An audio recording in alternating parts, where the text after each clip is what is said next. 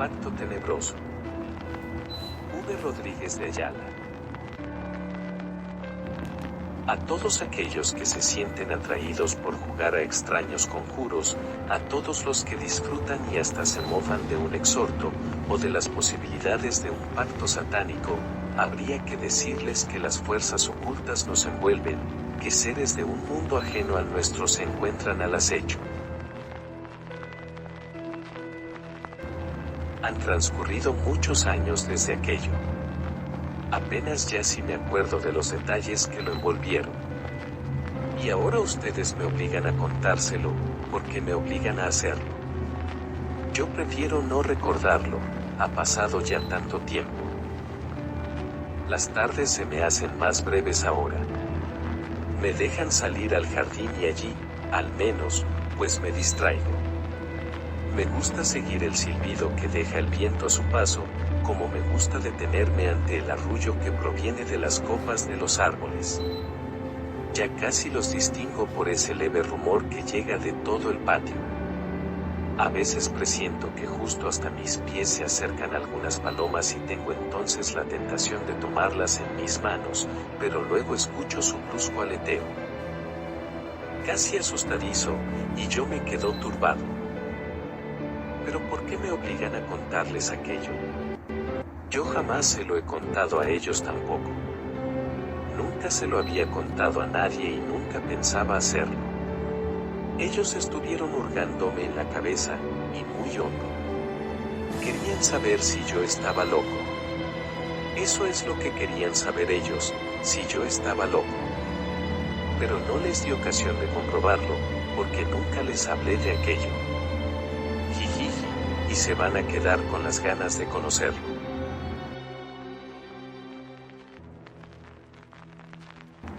Entonces éramos jóvenes, muy jóvenes. Y yo veía. Y también andaba. Yo corría más que Dot y siempre presumía de ello.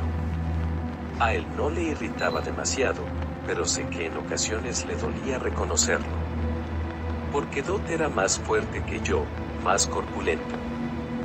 Y además él hacía extraños ejercicios para mantenerse en forma permanentemente.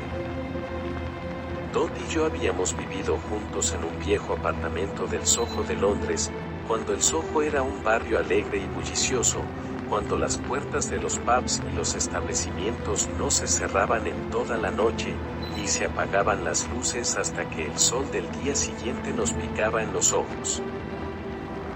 Íbamos a ser amigos eternos. Allí habíamos compartido de todo, penas, muchas alegrías, ilusiones, hambre y penuria y también muchas noches de entusiasmo, de sueños y de proyectos. Pero Dot no era un tipo sumamente alegre, como yo lo he sido. Muchas veces tenía que arrastrarle yo a la juerga, llenándole el apartamento de otros amigos y de mucho ruido. A Dot le entretenían más sus sesiones de espiritismo, siempre le gustó aquello. A mí, a veces, hasta llegaba a asustarme cuando invocaba y yo advertía que llegaba al trance, siendo siempre testigo mudo. La verdad es que nunca ocurrió nada que hoy pueda parecerme extraño. Pero me acuerdo bien del día que tuvimos que despedirnos. Nuestros estudios, por fin, habían concluido. Y entonces teníamos que abandonarnos, con todo el dolor que suponía aquello. Cada uno de nosotros regresaba al punto de donde procedíamos. Pero lo hicimos controlando nuestro dolor, brindando, haciéndonos promesas de amigo, para no separarnos nunca, para poder encontrarnos siempre en cualquier sitio. Tienes que prometerme esto como jamás en tu vida algo más has prometido, me dijo de pronto, en un tono muy trascendente. Y yo, que había bebido ya mucho whisky, y que cuando Dot adquiría aquel tono no podía reprimir la risa, quizás porque sabía que le dañaba en lo más íntimo, sin dejar de reír, y sin saber de qué se trataba, le dije que sí, claro que sí, como no iba a prometérselo. Te advierto que se trata de una promesa muy seria, acabó diciéndome sin renunciar a aquel tono, que me parecía casi perverso. te prometo lo que tú desees, Dodd, te lo prometo. Y nos comprometimos en aquel juego. Renunciando luego a mis ansias de juerga, tuve que decirle muy seriamente que sí, que me comprometía por mi vida que al morir, estuviera donde estuviese, yo iría a avisarle, a decírselo. Y él, dotando su juramento de un cierto misterio en una extraña ceremonia, ante la que tuve que hacer ímprobos esfuerzos para no estallar de risa, me prometió lo mismo, si él moría antes que yo, estuviera donde estuviese, acudiría a comunicarme. Naturalmente, nunca me atreví a decirle a Dodd que aquello tan solo me parecía una broma, o un simple juego de adolescentes cuando únicamente persiguen trascender a la amistad, que fatalmente siempre perece. Porque la verdad es que Dodd y yo no volvimos a vernos. El encuentro fue mucho después, cuando habían transcurrido ya varios años. Dodd era para mí tan solo un viejo recuerdo, un recuerdo de la juventud. Ni siquiera sabía qué había hecho de su profesión, ni en qué lugar del país vivía, ni qué postura política había adoptado, el que siempre había sido un crítico radical y aventajado en las aulas de la universidad. No sé por qué me obligan hoy a contarles todo esto. Me había jurado yo mismo no hacerlo jamás, me lo había jurado. Y, sin embargo, estoy sintiendo como un cierto alivio, porque alguien quiere saberlo todo, no con afán de despiezar mi cerebro, sino por conocer a fondo lo que tanto me tortura y me sigue atormentando. Yo vivía en un gran caserón al este de Londres, donde tenía instalado también mi despacho. Confieso que era sumamente feliz por aquel entonces.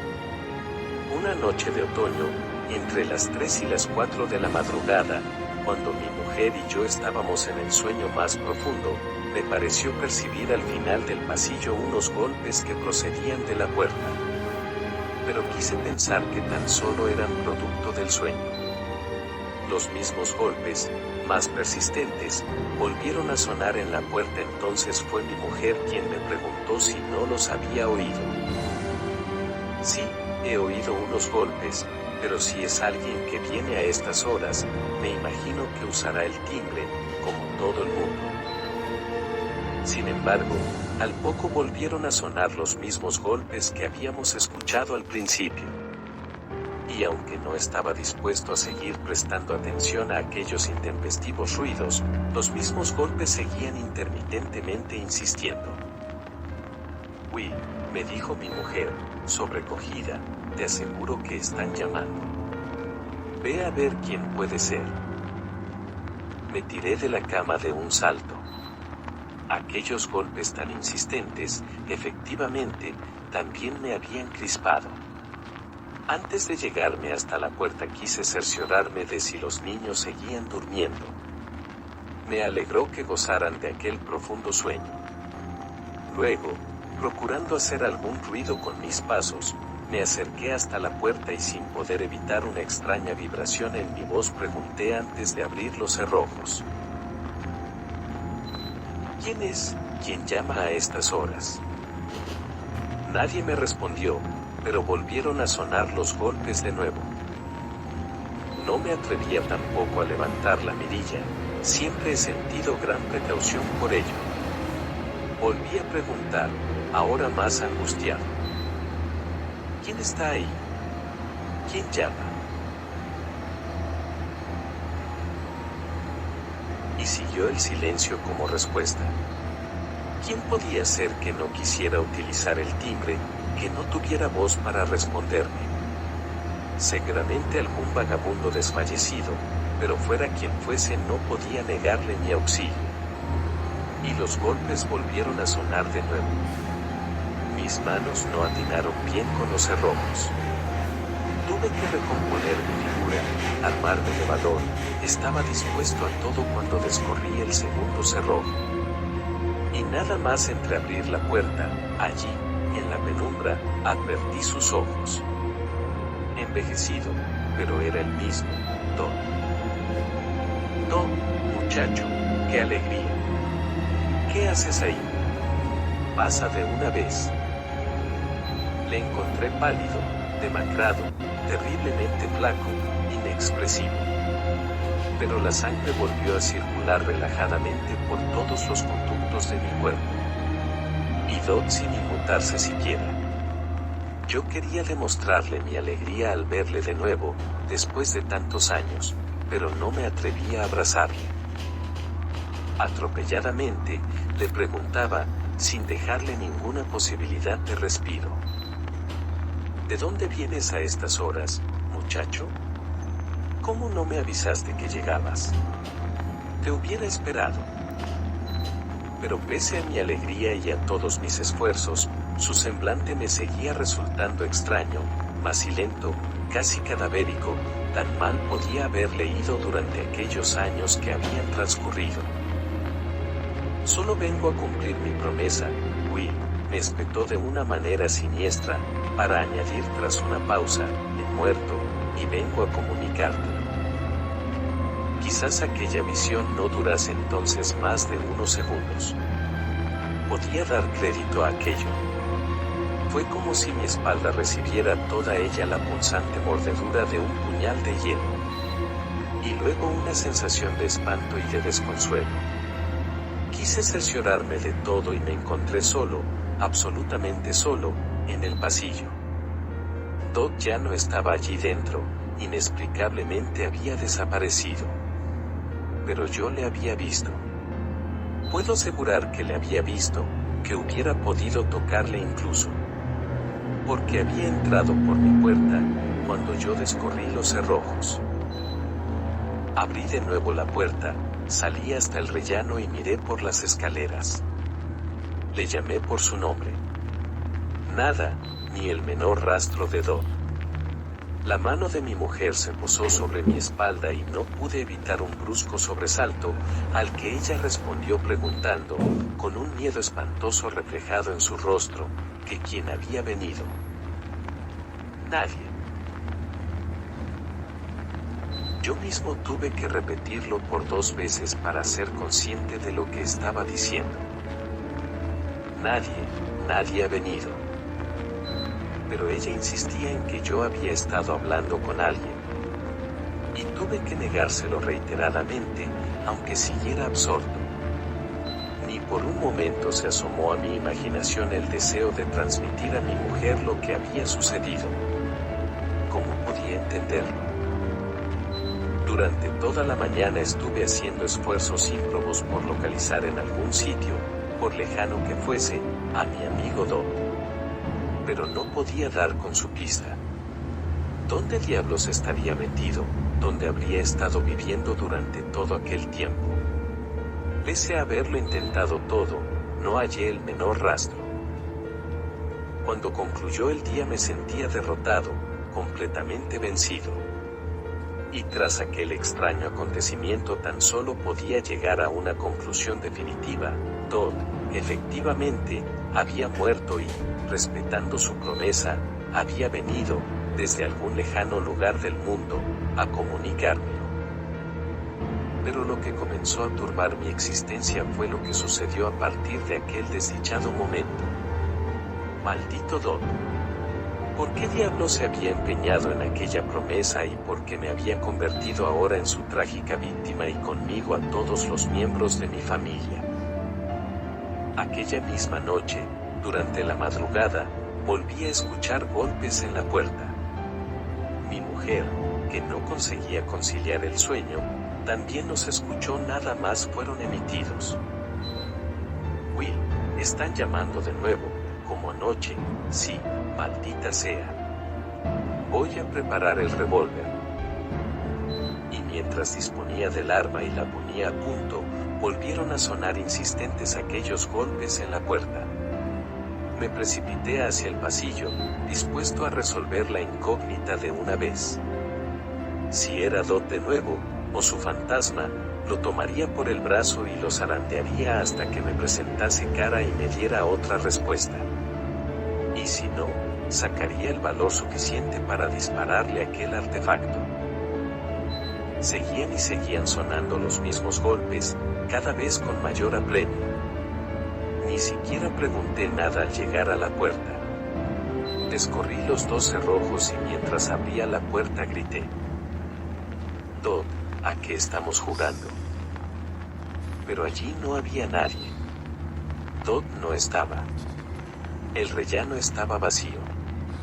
Y escuché los pasos apresurados de Anne, mi mujer, con sus pies desnudos cruzando el pasillo. Will, ¿quién es? ¿Quién llama? ¿Qué está pasando?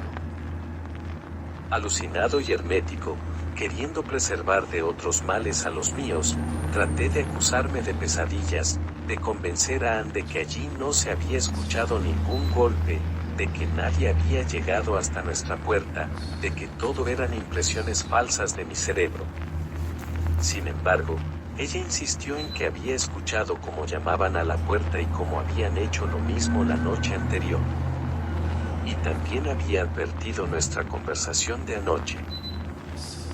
Quiso convencerme para que llamase a la policía. Y estuvo a punto de hacerlo ella misma. Precisamente por eso tuve que contárselo, cosa que en ningún momento estuve dispuesto a permitírmelo. Y le di el mayor número de detalles, para que comprendiera, para que conociera la personalidad, quizá algo misteriosa de Dot. Y los resultados no vinieron a aliviarla de ningún modo, como yo había sospechado. Éramos víctimas de un luctuoso suceso. Y teníamos que aceptarlo. A partir de entonces, todas las noches, aproximadamente a la misma hora, entre las 3 y las 4 de la madrugada, en la puerta de mi casa sonaban los mismos golpes. ¿Se imagina alguien lo que puede llegar a suponer esta situación para un hombre como yo, y para toda mi familia? Dot, ese maldito Dot, me había elegido como su víctima, pero no iba a dejarme nunca vivir en paz. Mi mujer enfermó de los nervios. Mis hijos, aún pequeños, advirtieron que algo extraño estaba sucediendo en la casa. Algunas noches se despertaron sobresaltados, llorando, asustados ante la insistencia de aquella siniestra llamada en la puerta de nuestra casa. En alguna ocasión aún llegué a abrir la puerta, pero nunca me encontraba a nadie. Y entonces los golpes, que llegaron a ser más débiles, terminaban. Allí no podíamos seguir viviendo, era insoportable aquella angustia, aquel pánico, aquel temor a que llegara la noche y que de nuevo alguien, o el fantasma de alguien, de mi amigo Dot, viniera a intranquilizarnos solicitando entrada en nuestra casa, para comunicarnos todas las noches que había muerto, pero tendríamos que soportar aquello eternamente. No tuve más alternativa que la de buscar otro lugar donde llevarme a vivir a mi familia. Resultó fácil. A las afueras de Londres, lejos de la vieja casa, alquilé un bonito chalet apartamento, donde al menos los míos estarían a salvo. Pero yo quiero seguir yendo a dormir al mismo piso, le dije a Anne, mi mujer, al menos durante este primer tiempo. Y aunque ella en ningún momento compartió mis deseos, tuvo que ceder ante la firme decisión que había tomado. Por eso, después de haberles instalado el primer día en el nuevo piso, decidí afrontar mi suerte definitivamente. Lo hice con valor, con un valor sobrenatural, que llegó a sobrecogerme. Iba a ir en busca de mi destino. Y al fin mi mujer y mis hijos podrían vivir la calma de una noche sin sobresaltos. No pretendía yo acostarme aquella noche. Estaba dispuesto a seguir un plan minucioso. Primero dejaría que sonaran los primeros golpes. Después me pondría tras la puerta y trataría de hablar con Dot. Sí, repetiría de alguna manera la misma escena que habíamos vivido la primera noche, cuando se decidió a venir hasta mi casa para comunicarme que había muerto. Y después, teniendo posiblemente frente a mí al fantasma de Dot o a lo que fuere, le dispararía sin otras contemplaciones el cargador entero, a bocajarro. Me sentía seguro y decidido. Estuve esperando en el despacho, con el batín puesto. Y el reloj fue avanzando, no sé si con lentitud o apresuramiento. Lo cierto es que cuando ya dieron las 3 las palpitaciones de mi pecho habían aumentado, porque ya esperaba el momento. Nunca fueron tan puntuales aquellas llamadas a la puerta. Seguí esperando que sonaran los primeros golpes. Pero me sobresaltó el grito inesperado del teléfono. Estaba sonando el teléfono. Descolgué el aparato y de inmediato, me di cuenta que al otro lado del hilo, estaba Ann. Ann, completamente histérica, descontrolada y víctima de un furibundo ataque de nervios, me decía entre sollozos. Que están llamando a la puerta. ¿Cómo puedo explicar a nadie hoy lo que pude llegar a sentir en aquellos indescriptibles momentos? Aún tengo su grito metido en mi cerebro. ¿Qué están llamando a la puerta?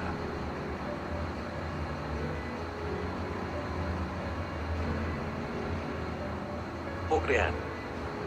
Desafiándolo todo, abandoné a una velocidad inusitada aquella diabólica mansión, tratando de llegar a tiempo hasta mi nueva casa. Ah, maldito Don, cómo me la jugaste. Y corrí desesperadamente, dispuesto a repetir en aquella casa nueva la misma escena que ya había ensayado. Cargado de ira, convertido en un verdadero asesino en pos de su víctima, atravesé la ciudad y enfilé la carretera que llevaba hasta mi nuevo domicilio. Y justamente llegando, comencé a percibir un truculento espectáculo. Las llamas ya emergían hacia el cielo. Era mi casa, la nueva casa, la que estaba ardiendo. Todd, ¿qué me has hecho? No sé en qué condiciones pude penetrar hasta el interior de la vivienda. Todo me lo encontré envuelto en llamas. Corrí a la habitación de los niños, estaba vacía. Y luego llegué hasta el dormitorio y allí mismo, abrazados, me encontré a Ann y los niños, que habían sido ya víctimas del fuego, completamente abrazados. Creo que pude arrastrarlos hasta la calle. No me lo pregunten, no sé cómo. Lo cierto es que a partir de entonces, ya han transcurrido de esto muchos años, me siento recluido en este lugar tenebroso. Y nunca quise contar a nadie lo que verdaderamente había sucedido. ¿Quién viene? Oigo pasos. ¿Son ustedes? No, Will, soy yo. Ah, enfermera. Son muy simpáticos estos muchachos. Hay en la puerta a alguien que pregunta por usted, Will. Dice que es un viejo amigo suyo. Y es también muy anciano. Se llama Dodd. Dodd, y querrá ver el monstruo en que me he convertido. Dodd, no es posible. Dodd, no. Dodd ha muerto. Y yo soy ahora un repugnante monstruo, sin rostro.